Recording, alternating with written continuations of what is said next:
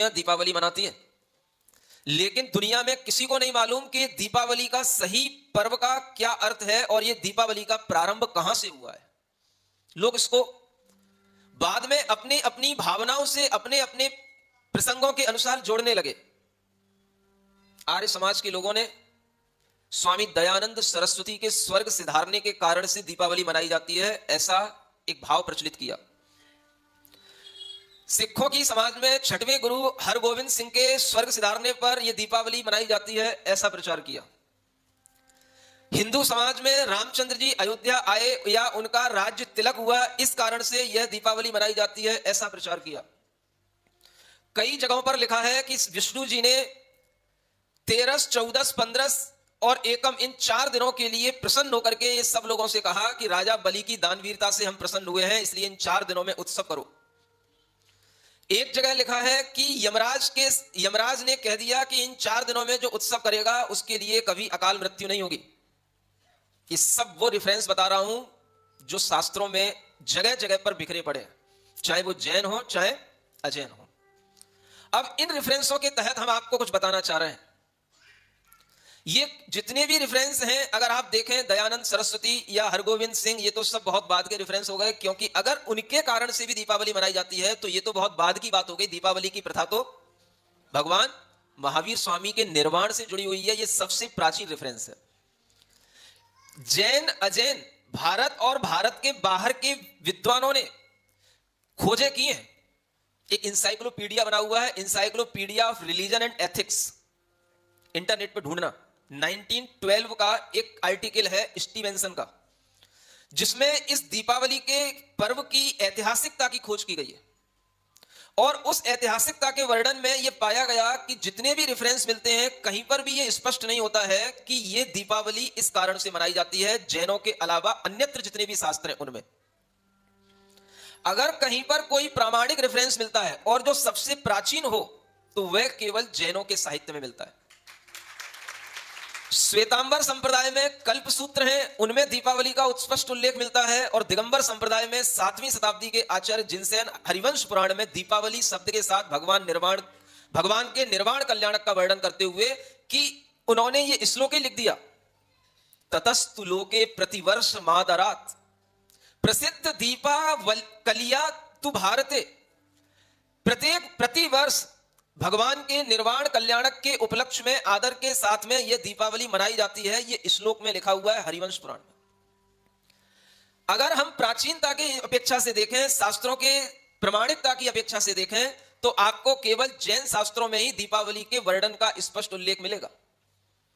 हिंदू समाज में कहा जाता है कि भगवान राम के अयोध्या आने पर या उनके राज्य तिलक पर यह दीपावली मनाई जाती है, लेकिन किसी भी पुराण में यह स्पष्ट उल्लेख नहीं है।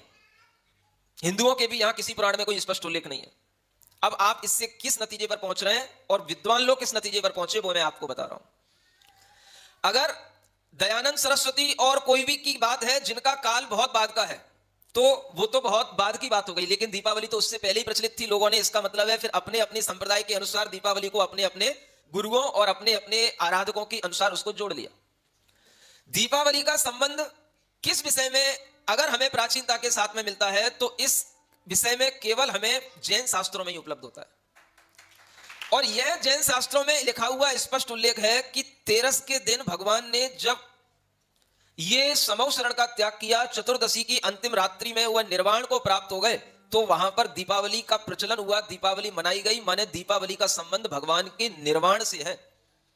और जब भगवान के निर्वाण से है, तो जिस समय पर निर्वाण कल्याणक मनाया गया, आपको दीपावली उसी समय पर मनानी चाहिए। जैन लोग अनेक अजैन समुदाय के साथ में रहते हैं, इसलिए वो धीरे धीरे अपनी सत्यता, अपनी प्रामाणिकता, अपने ज्ञान को भूलते चले जाते हैं। और वो धीरे धीरे जो कुछ भी प्रचलित होने लग जाता है, उस प्रचलन के अनुसार अपनी मान्यता ढालते चले जाते हैं। धीरे धीरे ये सब चीजें प्रचलित होने लगी। जिस समय पर भगवान का निर्वाण कल्याणक हुआ, आप देखें उस समय पर सब एक थे। जिस वैशाली गणतंत्र में जहां पर भगवान का मोक्ष हुआ था, वो गणतंत्र कहलाता था। वहां के पर प्रजातंत्र चलता था, राजाओं का राज्य नहीं था उस समय। वह वैशाली गणतंत्र एक ऐसा गणतंत्र था जहां के राजा लोग आपस में उस गणतंत्र को बना करके रखते थे, और उन राजाओं के अंदर भी वह गणतंत्र एक प्रजा की व्यवस्था के रूप में उपस्थित था। उस समय के राजा लिच्छवी राजा, मल्ल राजा कहलाते थे, और वो सारे के सारे राजा उस समय पर उपस्थित थे, और उन सब राजाओं ने एक साथ पूरे लोक में इस तरीके से दीपावली मनाने का यह आयोजन किया कि भगवान के निर्वाण कल्याणक पर अगर देव लोग दीपोत्सव कर सकते हैं तो क्या हम मनुष्य नहीं कर सकते? तो सब राजा लोगों ने मिलकर के पूरी प्रजा के साथ में दीपोत्सव की प्रक्रिया प्रारंभ की। समझ आ रहा है? ये दीपोत्सव कब होना चाहिए? स्पष्ट सुनो। इसका संबंध अगर भगवान महावीर स्वामी के निर्वाण कल्याणक से है तो आपको ये दीपोत्सव निर्वाण कल्याणक के समय पर ही करना चाहिए। लेकिन आप कब करते हो, क्यों करते हो, वो भी अभी बताऊंगा धीरे धीरे। हमारा यह कहना है, अभी तक जितनी भी आपके अंदर ज्ञान चले आ रहे हैं, हमने भी कभी इस तरीके के खोजपूर्ण तथ्यों को कभी पहले संजोया नहीं, जो पहली बार हमने यहां पर संजोया और आपको मैं बता रहा हूं। मुझे यह समझ में आया कि आपको यह मान्यता अपने अंदर बिठानी चाहिए कि दीपावली अगर हम निर्वाण कल्याणक के लिए मना रहे हैं तो वह निर्वाण कल्याणक जिस समय पर होता है हमें दीपावली उसी समय पर मनानी है। पहली बात यह मुख्य है, इस बात को भुलाना नहीं है। अगर हम गलत हो रहे हैं तो हमें अपने आप को सुधारना है। आचार्य जिनसेन महाराज ने लिखा है कि उस समय पर पूरा लोक दीपावली मनाने लगा और प्रतिवर्ष मनाने लगा। जिनेंद्र निर्वाण विभूति भक्ति भाग, ऐसा लिखा उन्होंने। माने जिनेंद्र भगवान की निर्वाण की वैभव के भक्ति के वशीभूत होकर के यह लोक दीपावली मनाता है। और यह सब विद्वानों ने स्वीकार किया है कि जितना स्पष्ट उल्लेख जैन शास्त्र में दीपावली का ऐतिहासिक रूप में उपलब्ध होता है और वह सही परंपरा के रूप में उपलब्ध होता है, उतना स्पष्ट उल्लेख हमें किसी भी जैनों के अलावा अन्य शास्त्रों में उपलब्ध नहीं हुआ। ये encyclopedia of religion and ethics में पहले आर्टिकल लिखे जा चुके हैं, उनकी खोज करके आप पढ़ लेना। 1912 के लिखे हुए आर्टिकल के आधार पर आपको बात कर रहा हूं। समझ आ रहा है? अब देखो क्या हुआ। पुराण हैं, हिंदुओं के भी बहुत सारे पुराण हैं। उनमें एक पुराण है, हिंदुओं के यहां पर भी एक पद्म पुराण आता है, एक भविष्यत पुराण है, एक वराह पुराण है। इन पुराणों में इस समय पर अनेक तरह के उत्सव मनाने के बारे में लिखा हुआ है। 14 के दिन उत्सव मनाना, अमावस्या के दिन उत्सव मनाना।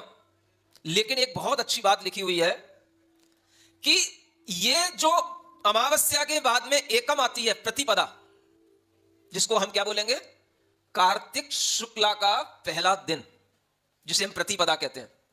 लिखा है कि इस प्रतिपदा पर भी आपको उत्सव मनाना चाहिए। जैसे चैत्र शुक्ला की प्रतिपदा पर उत्सव मनाया जाता है, वर्ष की शुरुआत होती है तो वहां पर उत्सव मनाया जाता है, वैसे ही इस प्रतिपदा पर भी उत्सव मनाना चाहिए। यह हिंदू पुराणों की बात बता रहा हूं आपको।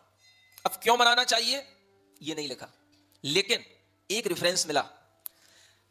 एक वामन पुराण है हिंदुओं के यहां, उस वामन पुराण में इस प्रतिपदा का नाम दिया गया है वीर प्रतिपदा। क्या कहा गया, सुन रहे हो? वीर का मतलब क्या? वीर भगवान की यह प्रतिपदा है। वीर भगवान की प्रतिपदा कैसे हो गई? भगवान का निर्वाण हुआ, एक दिन बाद ही अगले ही दिन से वह निर्वाण का वर्ष शुरू हो गया। भगवान की वह वीर निर्वाण संवत प्रारंभ हो गई। और उस समय पर जितने भी गणराज्य थे, जितने भी गणतंत्र थे, सभी ने एक मत से इस वीर निर्वाण संवत को स्वीकार करके इस वीर निर्वाण संवत को मान्यता दी। और सबसे पहले अगर इस विश्व के अंदर कोई भी आज प्राचीन संवत उपलब्ध है तो वह वीर निर्वाण संवत उपलब्ध है। संवत जानते हो? बहुत सारी संवत है। वीर निर्वाण संवत है, विक्रम संवत है, शक संवत है, हिजरी संवत है, अनेक तरह बहुत सारे समुदाय के अलग अलग संवत हैं। लेकिन सब संवतों में सबसे प्राचीन संवत है वो वीर निर्वाण संवत है। ये कुछ भी ज्ञान शायद आप लोगों को नहीं है, इसीलिए चलता फिरता कभी भी आदमी कुछ भी बोल देता है। भगवान महावीर स्वामी कब हुए थे? अभी 200-400 वर्ष पहले हुए होंगे। समझ आ रहा है? और एक जैन आदमी भी सुन लेता है और सुन करके कुछ कह नहीं पाता है, क्योंकि नॉलेज तो कुछ है ही नहीं। जो इतिहास प्रसिद्ध चीजें हैं, जो इतिहास में कोई डाउट नहीं है, भगवान महावीर स्वामी के समय को लेकर के ईसा से 527 वर्ष पहले भगवान महावीर स्वामी का निर्माण हुआ है। आज अगर हम ईसा संवत भी मानते हैं तो वो भी भगवान महावीर स्वामी के निर्माण के 500 वर्ष की बाद की है। सबसे प्राचीन संवत है वीर निर्वाण संवत। समझ आ रहा है? और ये संवत इतने महत्व की थी उस समय पर, सब लोगों ने इस संवत को माना। भगवान महावीर स्वामी के समय पर ब्राह्मण, क्षत्रिय, वैश्य, शूद्र चारों वर्णों के लोग एक साथ भगवान महावीर स्वामी को मानते थे। उनकी अहिंसा से हर व्यक्ति प्रभावित था और उनके उल्लास में, उनके आनंद में हर व्यक्ति ने अपना आनंद मनाया। कोई भेदभाव नहीं था, बड़ा सौहार्द का वातावरण था। और ये वो दिन थे जब ये 4 दिनों का ये पर्व मनाया जाता था, तेरस, चौदस, अमावस और एकम, ये 4 दिन के पर्वों को मनाने की भी परंपराओं का उल्लेख इतिहास में मिलता है। लोग इसको अलग अलग तरीके से मनाते रहे, धीरे धीरे परिवर्तन होते रहे, अपनी अपनी मान्यताएं बनती गई, लोग अलग अलग तरीके से अपनी अपनी मान्यताएं बनाते गए। तेरस की मान्यता भी अलग तरीके से बन गई, चौदस की मान्यता भी शास्त्रों में अनेक जगह पर यक्ष रात्रि के नाम से जानी जाती है, कहीं पर सुख रात्रि के नाम से लिखी है कि चौदस की रात्रि में क्या करना, ऐसा लगता है कि बहुत सारे भूत पिशाच आक्रमण करते हैं, इसलिए भगवान की आराधना करना। ये चौदस की रात्रि में विशेष रूप से टोने टुटके दूर करने के लिए चौदस की रात्रि अनेक अनेक जगह पर मनाई जाती है। हम दूसरी और कल्चर की बात कर रहे हैं, गुजरात में, दक्षिण में, उत्तर भारत में अलग अलग जगह पर ये दीपावली मनाने के अलग अलग प्रयोजन हैं, लेकिन कोई भी वास्तविकता के साथ में, शास्त्रीय प्रमाणिक उल्लेख के साथ में और इस बात के साथ में कि हाँ ये प्रयोजन हमारा पारंपरिक रूप से चला आ रहा है, ऐसा कोई भी उल्लेख किसी के पास उपलब्ध नहीं है। वीर निर्वाण संवत सबसे प्राचीन संवत, आपके लिए इसका कोई महत्व नहीं है, जबकि ईसा संवत से भी ज्यादा महत्व आपको इस वीर निर्वाण संवत का देना चाहिए। इतना तो मालूम होना चाहिए कि ईसा से, इसको बीसी बोला जाता है, 527 बीसी माने बिफोर क्राइस्ट। जब 527 वर्ष पहले भगवान महावीर स्वामी का निर्माण हुआ, अगर हम विक्रम संवत के अनुसार देखते हैं तो ये 470 वर्ष पहले बनती है। विक्रम से 470 वर्ष पहले भगवान महावीर स्वामी का निर्माण हुआ, और शक संवत के अनुसार देखते हैं तो 605 वर्ष 5 महीने पहले भगवान महावीर स्वामी का निर्माण हुआ। समझ लो इन सब संवतों से प्राचीन ये वीर निर्माण संवत है। इतना तो हमको आना चाहिए कि आज हम 2019 2020 की ओर जा रहे हैं, समझ आ रहा है? ये वीर निर्वाण संवत नहीं है, ये क्राइस्ट संवत है, ईसा संवत है। इसके प्रभाव में हम अपने वीर निर्वाण संवत को ही भूल गए। कम से कम हमारी भावनाओं में इन दीपावली के दिन और वीर निर्वाण उत्सव के दिन ये भाव आना चाहिए कि अब ये वीर निर्वाण संवत बदल रही है, हमारे लिए यह केवल भगवान महावीर स्वामी का ही निर्वाण दिवस नहीं है, अगला दिन हमारे लिए वीर निर्वाण दिवस यानी वीर निर्वाण संवत का परिवर्तन होने पर नए वर्ष की शुरुआत के रूप में यह दिन मनाना चाहिए हमको। क्या समझ आ रहा है? यह नए वर्ष की शुरुआत है जैनियों के लिए। कोई भी प्राचीन तथ्यों की जानकारी नहीं, कोई भी प्राचीन तथ्यों के अनुसार ज्ञान काम नहीं कर रहा, और सब काम ऐसे चल रहे हैं अज्ञानता में। वीर निर्वाण संवत का महत्व भूल गए, वीर शासन जयंती का महत्व भूल गए, जबकि ये सबसे महत्वपूर्ण तिथियां हैं। मैं कहता हूं कि आपको वीर शासन जयंती भी मनाना चाहिए अच्छे ढंग से, जिस तरीके से महावीर जयंती मनाते हो उससे भी ज्यादा महत्व वीर शासन जयंती का है। और वीर निर्वाण इस संवत के परिवर्तन पर भी आपको आनंदित होना चाहिए, और यह भी वर्ष का एक नया वर्ष का दिन है, ऐसा आपको कम से कम लोगों को बताना चाहिए कि 2545 बीतने वाले हैं और 2546वां लगने वाला है। ऐसा ही है ना? क्या समझ आ रहा है? कितने वर्ष हो गए भगवान को निर्माण हुए? इतना तो मालूम होना चाहिए। 2545वां वर्ष चल रहा है ये।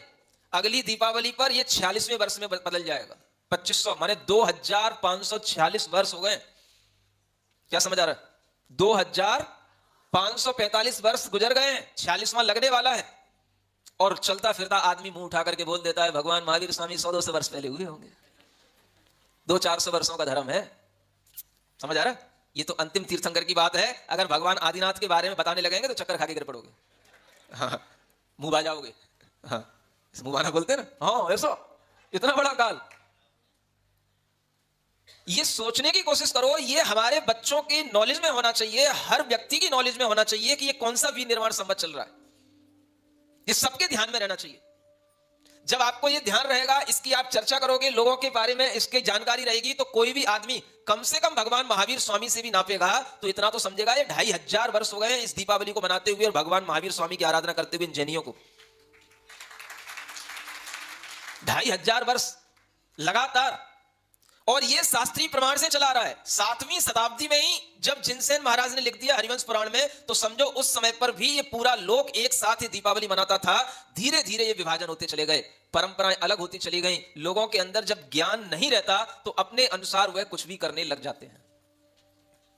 तो तेरस में क्या करते हैं लोग? अब आप बताओ हमको, आप क्या करते हो तेरस को? महाराज नए नए बर्तन लाते हैं घर में खरीद कर, और वो भी स्टील के बर्तन लाते हैं, चमकते हुए बढ़िया शाइनिंग वाले, उस पर अपना नाम लिखवाते हैं खुदवा करके बढ़िया, ऐसे उधर। अब ये क्या प्रयोजन है नए बर्तन लाने का? पुराना बर्तन छोड़ करके नए बर्तन को लाने से आपको क्या मिलेगा? नए बर्तन को लाने की परंपरा के पीछे क्या प्रयोजन है? कुछ नया धारण करने का भाव है। देखो, प्रतीक जो थे वो प्रतीक रह गए, नया पात्र, नई कोई भावना, नया कुछ हम अपने घर में लाएं, नई चीज को अगर हम लाएंगे तो वह नए के प्रतीक के रूप में आप उस दिन बर्तनों को खरीदने लग गए। और भगवान ने क्या किया था नया? उन्होंने एक नई शुरुआत की थी कि अब मुझे मोक्ष जाने का बिल्कुल निकट समय आ गया है, अब मुझे नए सिद्ध गति की तैयारी करना है। तो उसके लिए उन्होंने उस तेरस के दिन सब कुछ छोड़ा था और वह धन्य तेरस हो गई थी। आज आप उस धन्य तेरस को केवल बस नए बर्तन खरीदने के रूप में मना रहे हो। समझ आ रहा है? अब हम आगे बढ़ते हैं। एक छोटी दीपावली होती है, एक बड़ी दीपावली होती है। छोटी कब आती है भाई, आप ही बताओ हमें, है कब आती? 14 को। 14 के दिन है जब ये छोटी दीपावली आती है तो लोगों के मन में एक भाव आता है कि कुछ दिए जलाकर के वो पहले घर के अंदर कुछ छोटे दिए लेते हैं और कुछ बड़े दिए लेते हैं। बड़ा दिया एक होता है, छोटे दिए उसके साथ में कई सारे रहते हैं। समझ आ रहा है? तो छोटे दिए तो जो इतनी भी हमने एक थाली में जलाए वो सब अपने घर के बाहर रख दिए और बड़ा दिया लेकर के घर के अंदर ले आए और उसको रात भर जलने देते हैं। समझ आ रहा है? आ रहा है ना? क्यों जलने देते हैं? आपको मालूम है क्यों जलने देते हैं? अब वो मालूम है, जब मालूम पड़ गया कि 14 की रात्रि को दूसरे दिन सुबह को भगवान का निर्वाण होना है, तो पहले से ही तैयारी कर लेते हैं। एक दीपक बड़ा घर के अंदर जला करके रखते हैं, रात भर जलना चाहिए।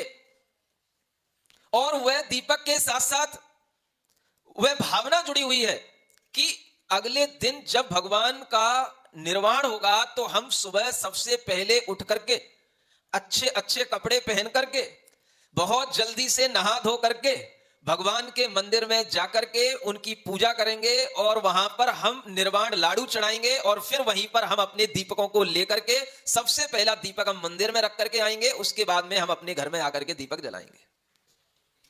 ऐसे होता है। उस 14 की रात्रि को, एक तो मैंने आपको बताया निर्वाण 14 बोला जाता है। समझ आ रहा है? ये ऐतिहासिक उल्लेख बता रहा हूं जो आज तक मैंने कहीं नहीं बताया, पहली बार ही आपको बता रहा हूं और पहली बार ही दुनिया सुन रही है। इसको निर्वाण 14 के रूप में भी जाना जाता है, इसको यम 14 के रूप में भी जाना जाता है। किसके रूप में? लोगों ने इसको यम 14 से यमराज से जोड़ लिया। समझ आ रहा है? किसी को यमराज के साथ साथ डर लग गया और दूसरे भूत प्रेतों का, तो उनने उससे जोड़ लिया, तो वो टोना टुटके के रूप में जुड़ गया कि भाई इस दिन क्या करना? भगवान की आराधना करना, विष्णु जी की आराधना करना, ताकि जो है टोने टुटकों के अपन बचे रहे। जबकि यम 14 का मतलब क्या है? यम माने यम को धारण करने वाले वह भगवान महावीर स्वामी, जो पंच यम बोले जाते हैं, पंच महाव्रत, उसको धारण करने वाले वह भगवान महावीर स्वामी का वह यम का अंतिम दिन है जब वह इन महाव्रतों के फल को प्राप्त करके निर्वाण को प्राप्त हो जाएंगे। इसलिए उसका नाम है यम 14 या निर्वाण 14। लेकिन इससे भी पहले एक चीज और आप लोग करते थे, वो बता नहीं रहे हो। कई जगहों पर एक टेसू की प्रथा चलती है, या नहीं है? या नहीं है?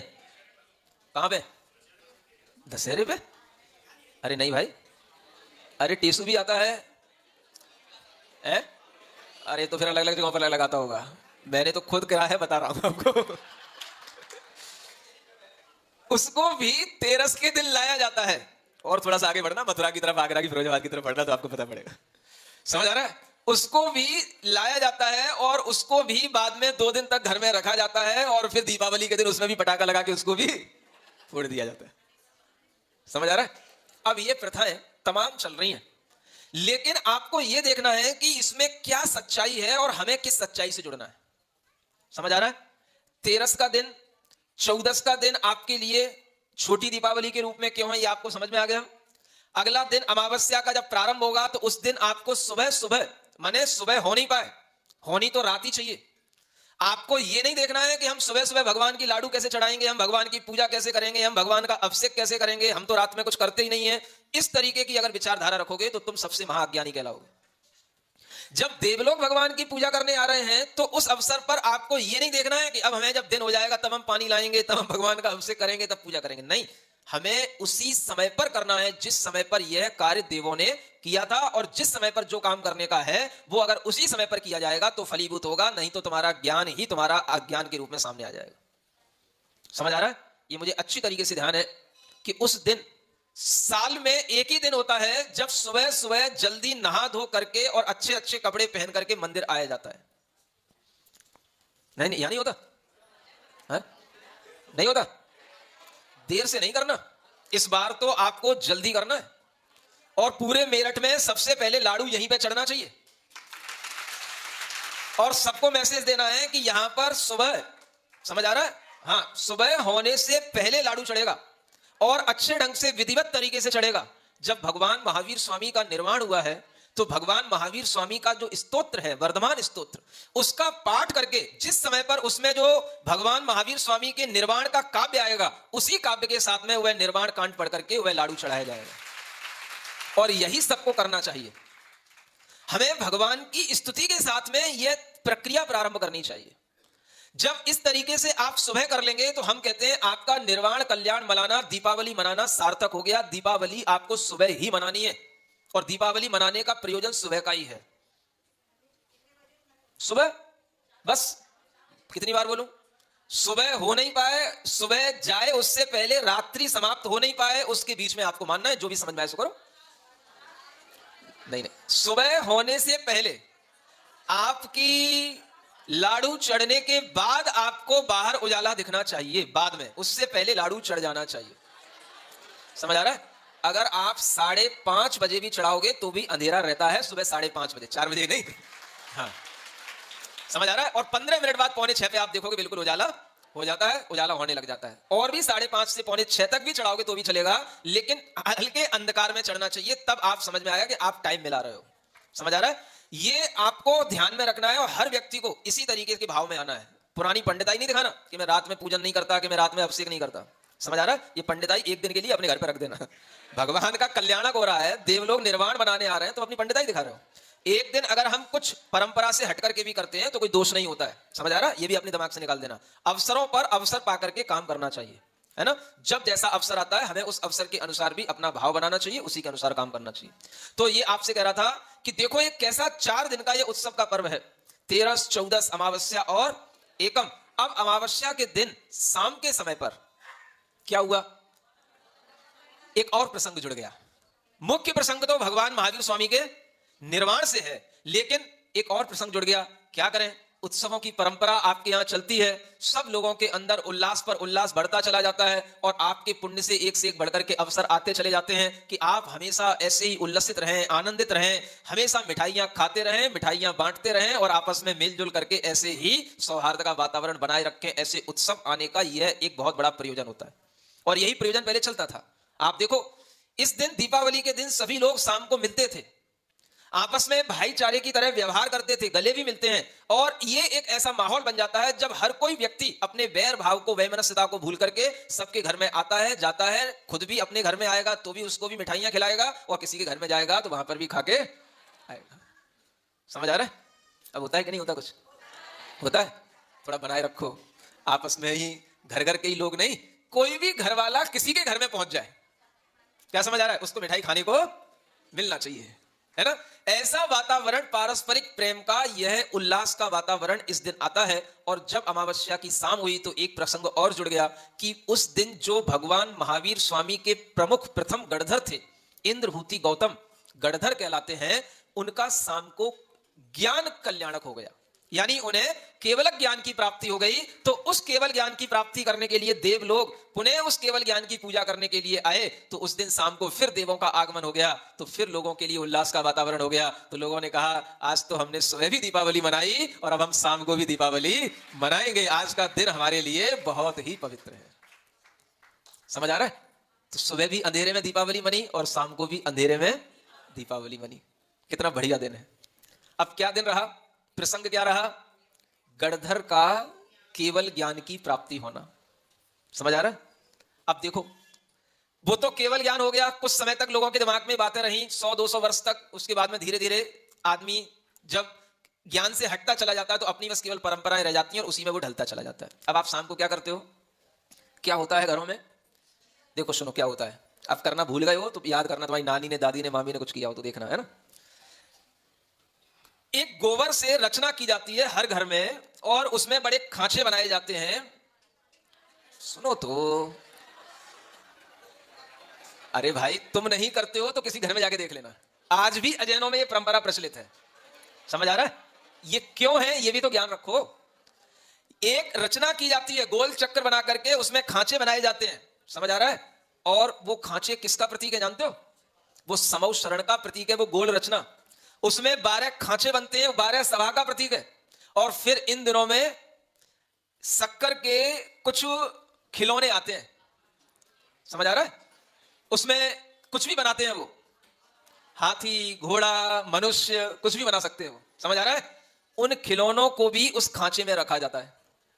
जो होता है वो सुनो, देखो प्रतीक क्या है उसका। ये क्या मतलब है कि समौ शरण में त्रियंच भी रहते हैं, मनुष्य भी रहते हैं, इन सबका प्रतीक वो परंपरा चली आ रही, आज भी अजैनों में मनाई जा रही। जैन लोगों में वो कम हो गई, कोई बात नहीं। सुन रहे हो? अब देखो बीच में एक और चीज रखी जाती है जिसको घरंडी बोलते हैं। हाँ वो घटड़ी जो कुछ भी हो तुम्हारी भाषा, वो भगवान, वो जो केवल ज्ञान को प्राप्त हुए गणधर परमेष्ठी है, वो उनका प्रतीक है। समझ आ रहा है? और उन्हीं गणधर को गणधर भी कहा जाता है और गणेश भी कहा जाता है। गण के जो ईश हैं उन्हें गणेश कहा जाता है। समझ आ रहा है? तो गणेश जी को उस दिन, इंद्रभूति गणेश जी को उस दिन केवल ज्ञान रूपी लक्ष्मी की प्राप्ति हुई। समझ आ रहा है? तो वह गणेश जी की भी और लक्ष्मी जी की भी अलग अलग तरीके से पूजा और उनकी भी फोटो रख करके लोग अपनी मान्यता में वह पूजा प्रतिष्ठा करने लगे। प्रतीक क्या है? गणेश माने गणधर परमेष्ठी को, लक्ष्मी माने केवल ज्ञान की लक्ष्मी प्राप्त हुई। समझ आ रहा है? ये भारत हमेशा से आध्यात्मिक वातावरण का एक भारत रहा है, लेकिन धीरे धीरे हमारे प्रलोभनों ने इस आध्यात्मिक भाव को भुला दिया और हम अपने उसी भौतिक भाव पर आ गए, लौकिक भाव पर आ गए, तो हमें बस धन की इच्छा रह गई। समझ आ रहा है? लेकिन वो नहीं रहा। ज्ञान लक्ष्मी घनाश्लेष प्रभुवानंदन नंदितम।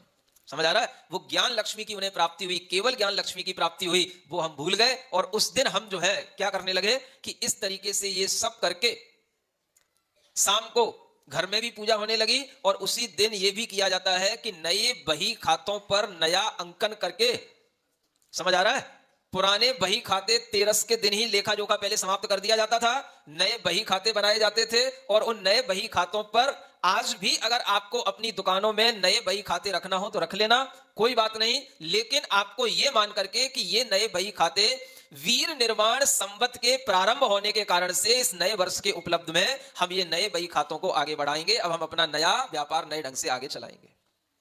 समझ आ रहा है? और उन बही खातों पर यही लिखा जाता है श्री महावीराय नमः। एक तरफ लिख लेना। अभी बनते हैं कि नहीं बही खाते? है? अच्छी कोई रोली से या पीले रंग से, है ना, उस उंगली से उस रंग से जो है श्री महावीराय नमः और श्री केवल ज्ञान लक्ष्मी नमः।